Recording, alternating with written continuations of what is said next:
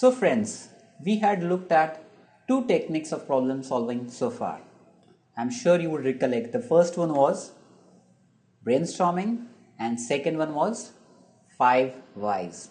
Now we are going to look at the third technique or third method of problem solving, which is called as the cause and effect analysis. It is also called as a fishbone diagram. Now that's a very curious name, isn't it so? What does a technique used in management in solving problems has to do with fish? So why it's called as a fishbone diagram?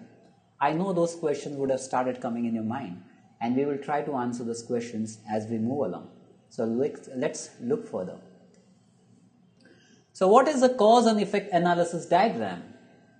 Obviously, it has to do something with the causes and the effect for sure, right? Now we are going to see it, why it is called as cause and effect, how we are going to create, and how you're going to use it. That's what we will follow in this particular video session. Cause and effect diagrams help you think through causes of a problem thoroughly.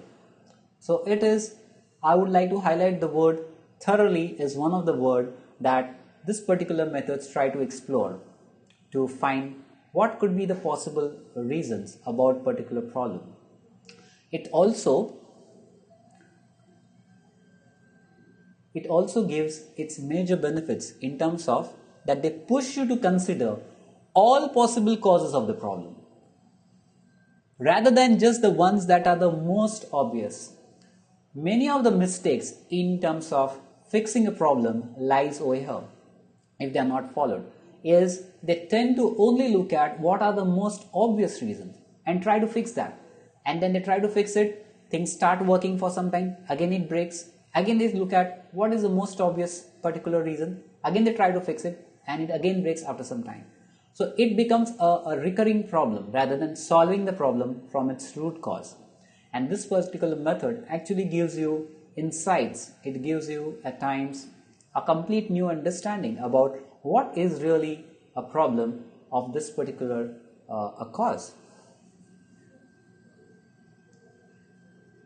The approach combines these two things, which is a brainstorming with the use of type of a concept map. So you have learned brainstorming earlier, you know about the steps, you know about how to make it very effective, and you will learn here a little bit about some kind of a concept map. A concept map which would give you a kind of a visual medium to play with, something that puts things in a better perspective when you look at that particular map. The cause and effect diagrams are also known as fishbone diagrams because a completed diagram can look like the skeleton of a fish. So friends, here's the answer to your question in your mind, why this is called as a fishbone diagram. So the concept map that we talked in the earlier slide, the way it is drawn, it looks like a skeleton of a fish. So when you look at the skeleton of a fish, you would probably have the entire problem mapped on it. We are going to look at how the diagram also actually looks like. Now these fishbone diagrams are also called as Ishikawa diagrams. A question in your mind would be, why is that so? Well, this is because Professor Kaoru Ishikawa, who was a pioneer of quality management, now he devised these diagrams or these maps in the 1960s when he was working, and he was trying to solve it. He was trying to get as much information on a particular issue and try to make a meaning out of it. And he found this method to be very simple in terms of bringing out various angles to this issues and putting it into a form of map. So it is also at times called as Ishikawa diagrams. How does a fishbone diagram look like? Let's have a look. If I have to mention it, it is most often a diagram that looks like this. Something like it has the main kind of a skeleton bone which runs parallel or horizontal in the middle of a page, and these particular arrows kind of denote the bones of the fish, of the bones of a skeleton of a fish. And usually the main kind of the effect that is seen, which is in the form of a problem, is mentioned here. Usually at times it is also mentioned in the a box which is on the right hand side of the arrow. So here the problem is inability to meet project deadlines.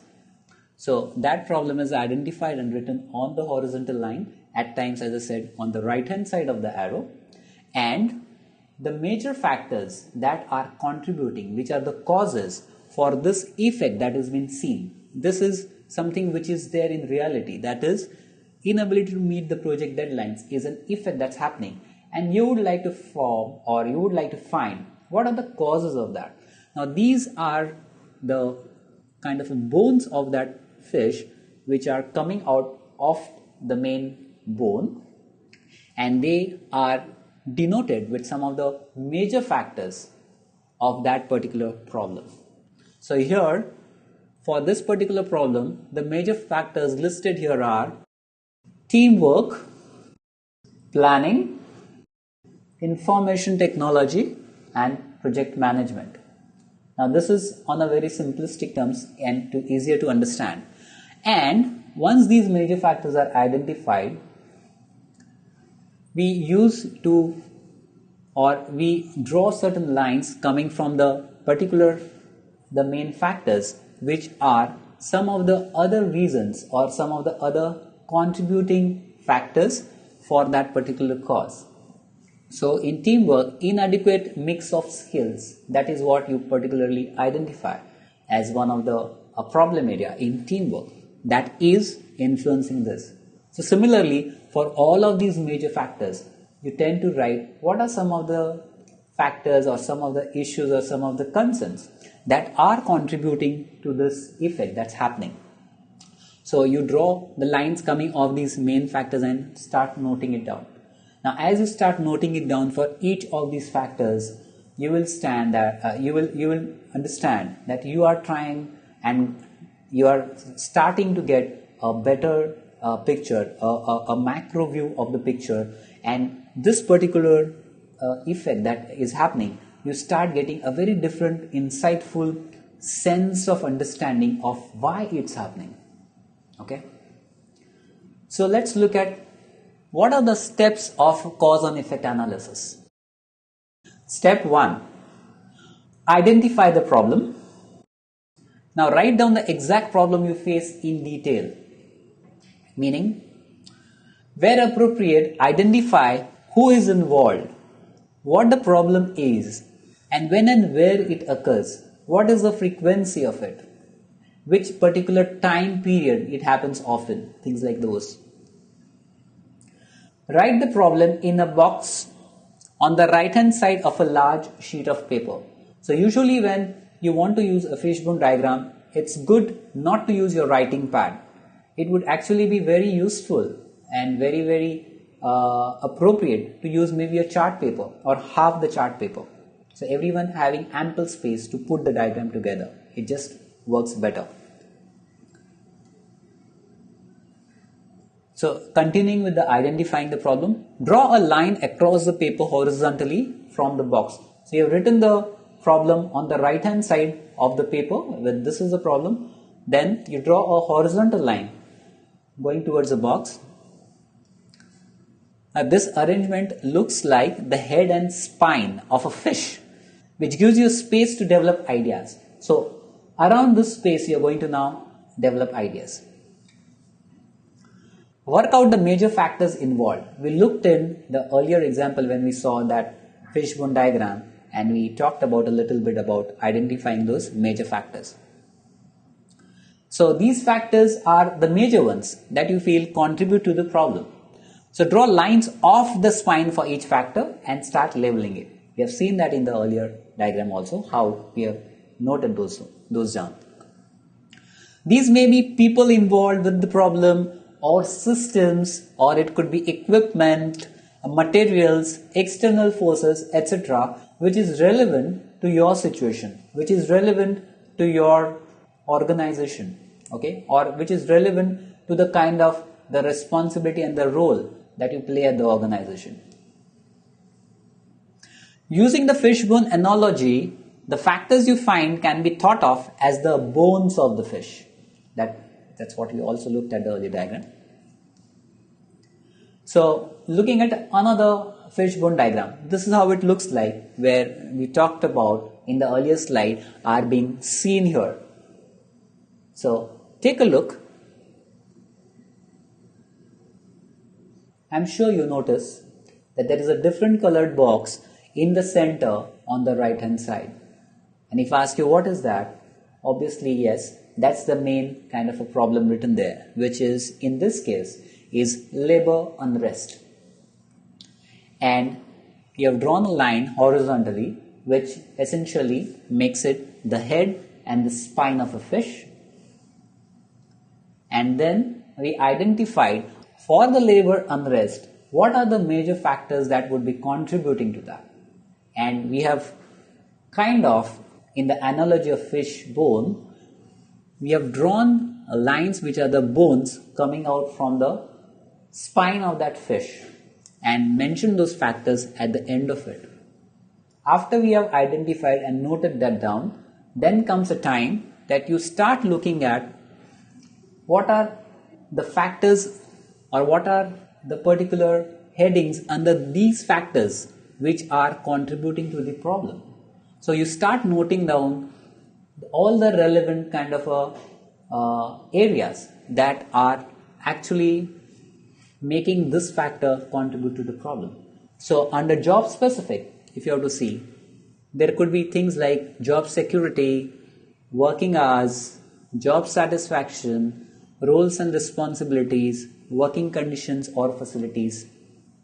Now, there could be something or in any one of them or in many of these, some things which is not working well for the organization. So, these some of the factors are probably leading to the labor unrest.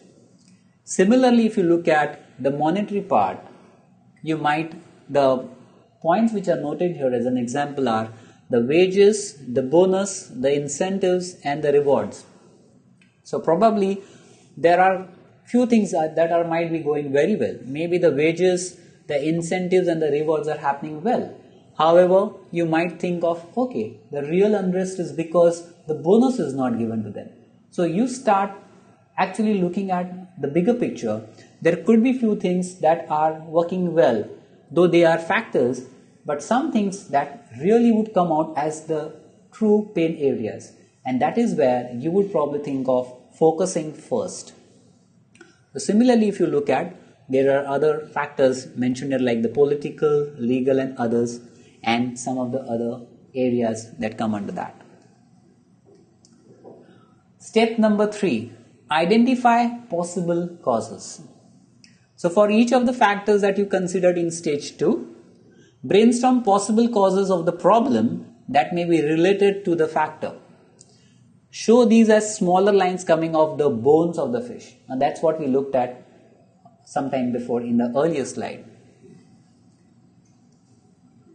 Where a cause is large or complex, then it may be best to break it down into sub-causes. So if that bonus as an example is one of the major cause and you seem to be that is something a real messy area, then probably you would like to only brainstorm about, say, the bonus aspects in much detail, or it could be any other thing. It could be not having clarity in, say, the jobs and responsibilities of a personnel. Maybe that's a problem area. You might have to look at focus on it and really work out evolving deeper aspects in that so that things become clearer. Step 4, analyze your diagram. Now this may involve setting up investigations or carrying out surveys, etc. So if you have a feeling that this particular aspect may be something like taking the same example like bonus is really the cause of the labor unrest. Now that could be just a sense. It may not be something that you can concretely claim that is the problem. It might be just a sense. Then you might have to analyze your diagram. So it could be any of the factors that might appeal to you that there is where the problem could lie. Now, if you have things like that, then you have to start analyzing those in terms of setting up investigations or carrying out surveys, where you start assessing and coming to reality and getting that confirmation or a reaffirmation that that is so, that is true. These will be designed to test whether your assessments are correct. Step 4, which is continuing, by this stage you should have a diagram showing all the possible causes of your problem. Depending on the complexity and importance of the problem, you can now investigate the most likely causes further. This diagram will also give you a picture about maybe there are few factors in each of the major factors that you listed, and out of those 3 or 4 areas or problem areas that you might identify, because of the complexity of the problems, you might probably choose which particular problem or issue to tackle first and then go about doing that. What are some of the key points of the cause and effect diagram? Now, cause and effect analysis, or the fishbone diagram, provides a very structured way to help you think through all possible causes of a problem. If you do this exercise and start using this in your day-to-day activities, as you play a role of a manager or you play a role of a leader and you start using it more often, or as you start using it even in your personal life, probably trying to have a good regime of exercises, see to it what are the factors that contribute because of which maybe you're not able to stick to your regime. Now the thing is, it becomes a very structured way to look at things, why it's not happening. It helps you to carry out a thorough analysis of the situation. Maybe that will throw up some interesting facts for you. Take up any organizational problem and try to work it out this way the next time that you are going to sit across and think through any of the issues or a concern that is right now playing in your mind. I'm sure this particular thing or using this method of fishbone analysis you might find it much easier. You might find it something much clearer. You might find it very reassuring for you. And if that's so, I'm sure you will pick it up as a habit. Now friends, we are going to watch a video on fishbone diagram and how do you go about it.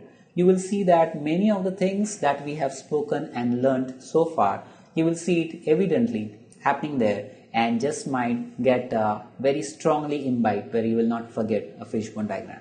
So let's look at the video.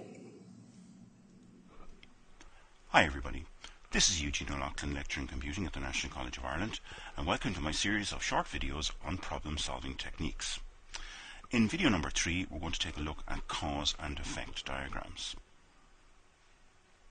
So first of all, what is a cause and effect diagram? Well, it's generally regarded as a fishbone diagram that typically displays major generic categories such as people, methods, materials and equipment that cause an effect that's often perceived as a problem. It was first applied by, the picture of the guy here is Karo Ishikawa in 1950, and it can be used to systematically analyze cause and effect relationships and to identify potential root causes of a problem. And it's a good idea to use a diagram like this to display in increasing detail all of the possible causes related to a problem. So when do we use a cause and effect diagram?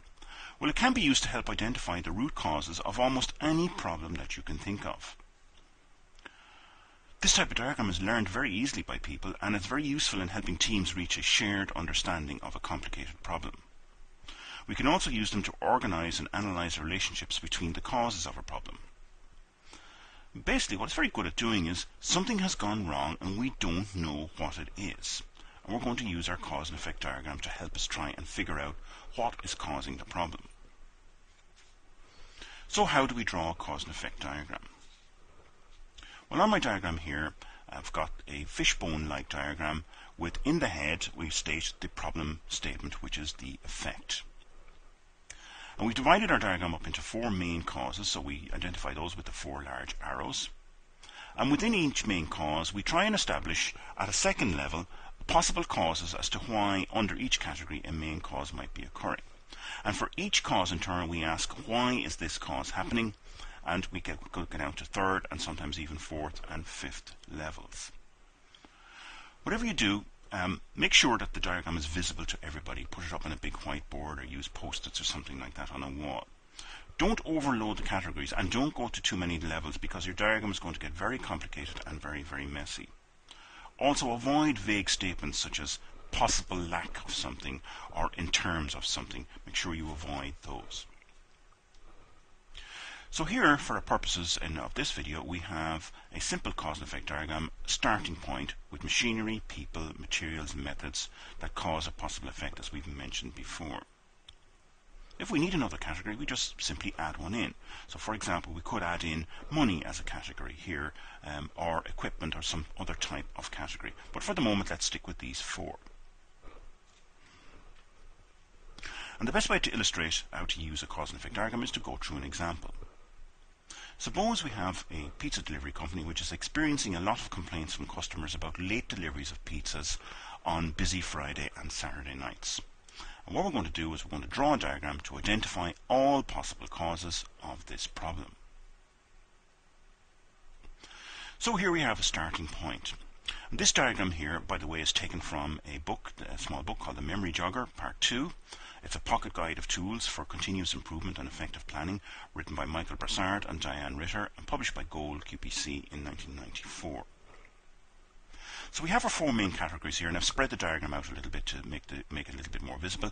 And under the people category, I have identified two possible causes as to why people might be causing late deliveries of pizzas, and these are that people don't show up or that the drivers get lost. And then I'm going to do the same for the other three categories. So under machinery, I've got unreliable cars and ovens being too small. Under materials, I've got poor handling of large orders and poor dispatching. And finally, under methods, I've got run out of ingredients. There may well be others at this level, but stick to these ones here for the moment. And what I'm going to do now is I'm going to concentrate on one arm of this diagram. I'm going to concentrate on the people category. And I've spread this out a little bit more, and I've hidden the other parts of the diagram just to make this more visible on the video. And I've got my two possible main causes, drivers get lost and people don't show up, listed here. And what I want to do now is ask, why is each of those problems caused? And what's causing, for example, people not to show up, or what's causing drivers getting lost? So I fill that out, and I start with people don't show up, and I look at, for example, perhaps there's a high turnover of staff. And that might be a reason why people don't show up. Why is a high turnover of staff? Well, it could be because of low pay. And we fill out the rest of our diagram. Also, another reason why people don't show up could be that there's no teamwork. And there may well be no teamwork because of no training. Under the drivers get lost category, you can see we have two possible main causes here. They don't know the town, or they get wrong information. And each of those in turn has a possible cause. For example, they don't know the town. It could well be because of the high turnover in staff. So we put that down there.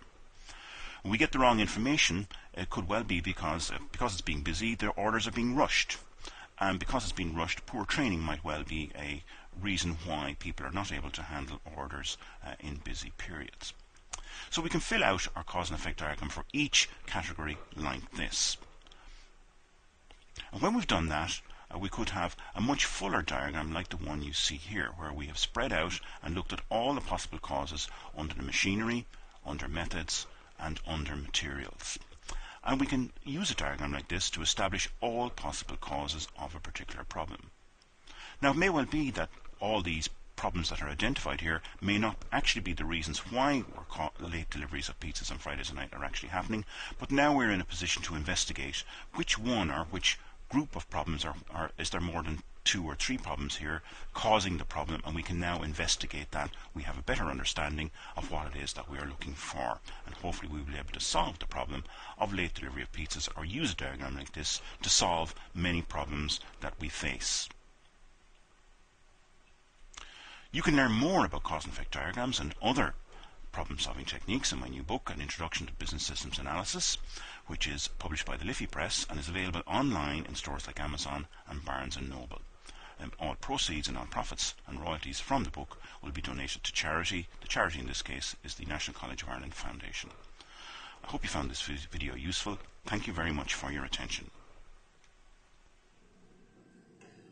Welcome back, friends. I'm sure you would have found watching the video more interesting, and that is so.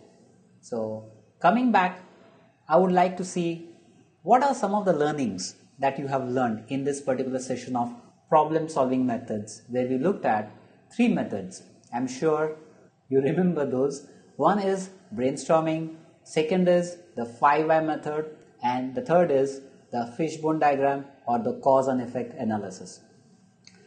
So let's look at the learnings from this particular video sessions and see whether you remember few of the key things in a playful way. So let's look at it. So let's look at the first true or false.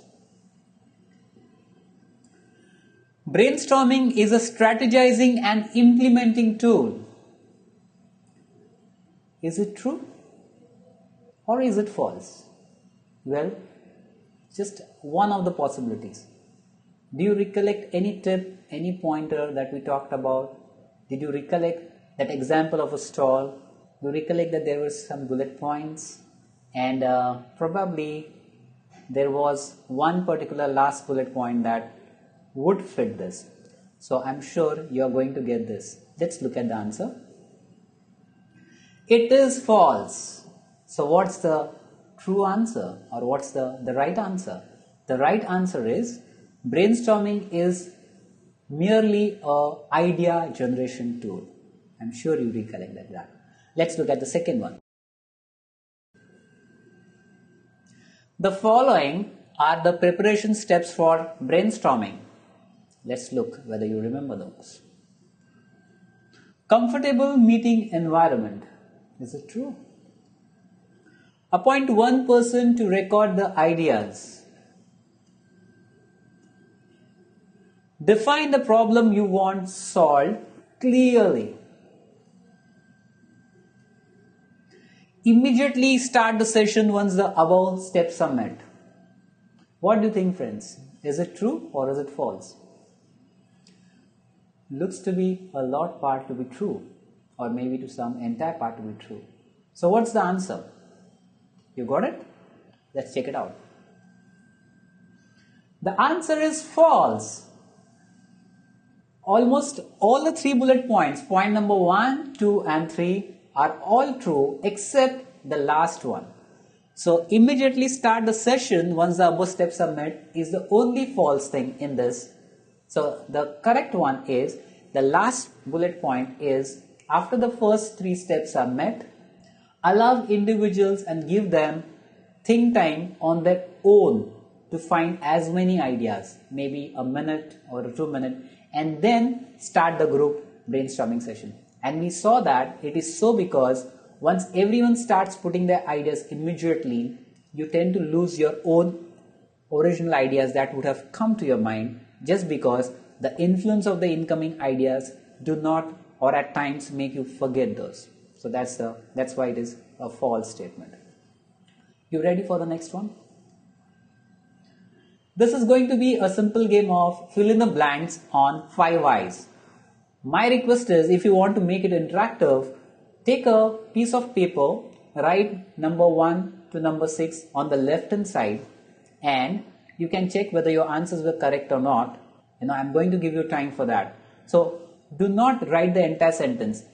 Next to bullet number 1 or point number 1, just write what are the fill in the blanks words which are missing.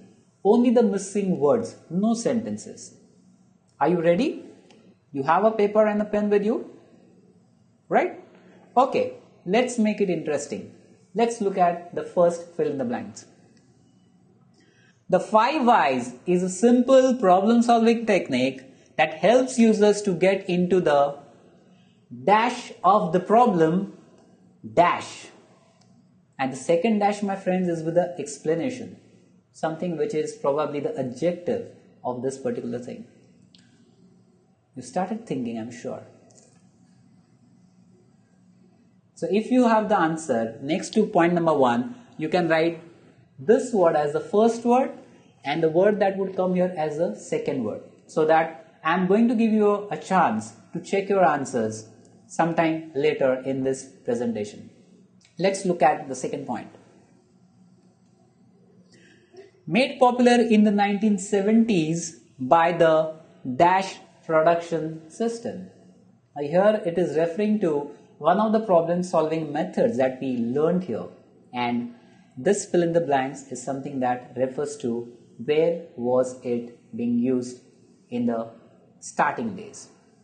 Okay, I'm sure you must be thinking, what is that word?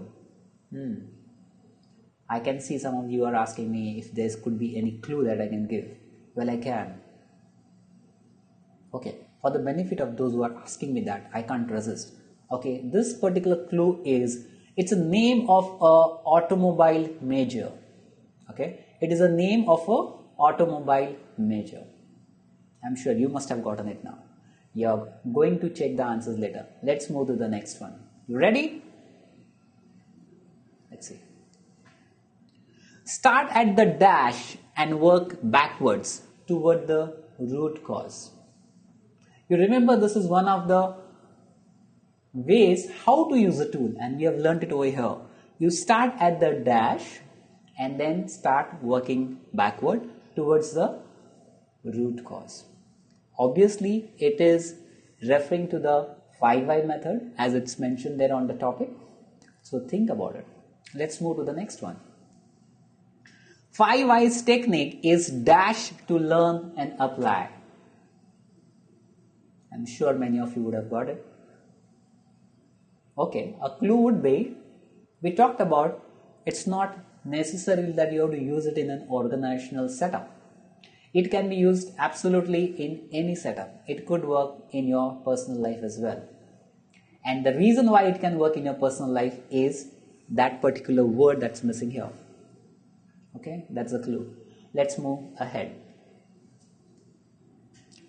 Cause and effect diagrams are also known as dash diagrams because a completed diagram can look like the dash of a fish. I'm sure you are having those words already there, and I'm sure this is the word that probably would make you think a little bit more or a little while more. Okay, so let's move to the next one. Steps of cause and effect analysis are: identify the dash, work out the dash factors involved. Now, as you are reading this, I want you to see the picture of cause and effect analysis diagram or the fishbone diagram. And as you're seeing this, see if you can recollect from there. Third, identify dash causes. And the fourth, dash your diagram. We have seen this. So these are the 6 fill in the blanks, and those of you who have noted down and want to check their answers, let's check the answers now. The first one, the 5 whys is a simple problem solving technique that helps users to get to the root of the problem quickly. That's the benefit. Second, it was made popular in the 70s by the Toyota production system. Okay, that's the automobile major. Start at the end result and work backward toward the root cause. It is easy to learn and apply. Isn't it so? The 5 why method, even children use it. So it is bound to be easy. Cause and effect diagrams are also known as fishbone diagrams. I'm sure you got that. Because a completed diagram can look like the dash of that is the skeleton of a fish. That's the answer. Steps of cause and effect analysis. First, identify the problem, which is the most obvious step. Work out the major factors involved. So all those bones coming off the spine are the major factors. Identify possible causes. The lines that you make of those factors are the possible causes for that problem to happen. And analyze your diagram. After you put that and start analyzing, that is where the solution would start emerging. So I want to applaud for those who got all the answers correct. So well done. Let's check, move forward. At the end of it, what I would like to say is best wishes for applying your learnings. And till you apply, I think you will not know what's the potential, what's the fun, and how effective these techniques are. So all the best.